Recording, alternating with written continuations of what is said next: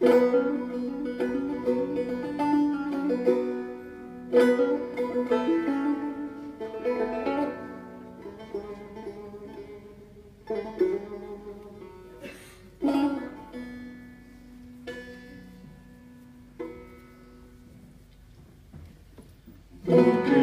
ben bir güzel gördüm.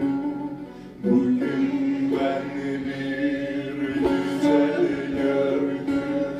Bakarken hep sarayımda.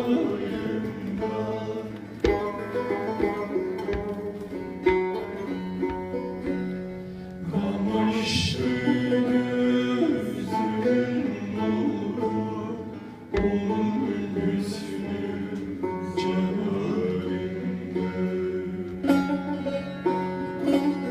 Kamaştı gözümün nuru, onun gülsünün cemalinde.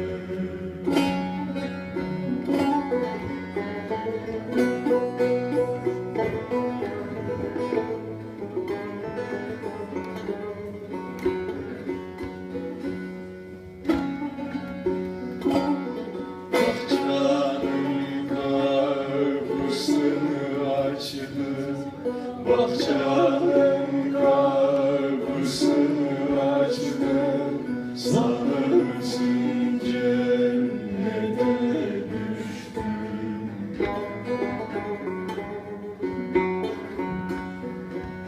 Sevdim, coştum, helallaştım, Buse aldım yanağımda.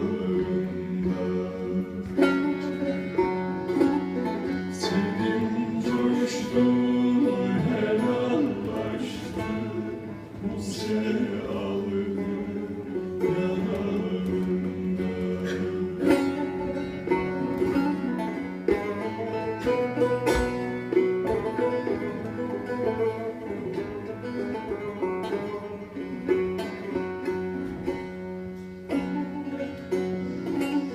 Salındı bahçeye girdim, salındı bahçeye girdim, çiçekler selam'a durdu.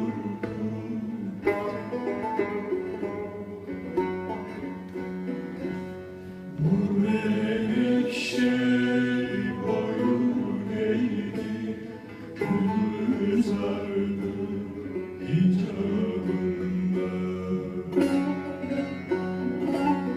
Bu menekşe boyun eğdi, kızardı hitabında.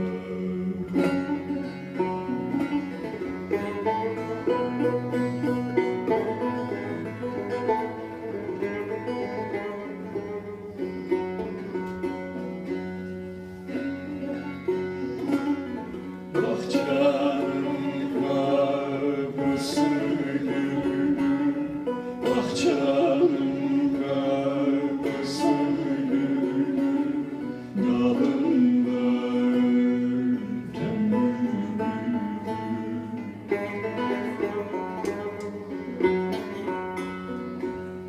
sen bahada bir ben var oldum, alıştıra geç günahında.